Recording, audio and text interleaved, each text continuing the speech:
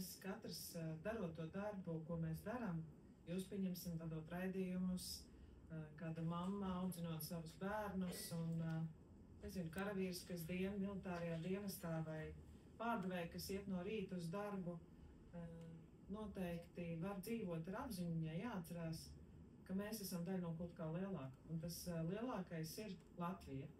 Un bieži, manuprāt, mēs aizmirstam to, ka mēs esam daļa no kaut kā daudz vairāk.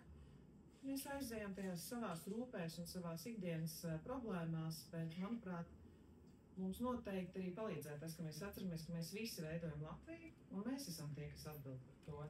Bet arī politiķiem noteikti jāatcerās, ka mēs savukārt atspoguļojamies tajā katrā cilvēkā, kas sagaida, lai mēs pieņemtu lēmumus, kas atbilst viņu tām ikdienas vajadzībām un viņu prasībām. Tā kā, es domāju, tā atbildība ir apusē, bet kopā mēs visi veidojam Latviju.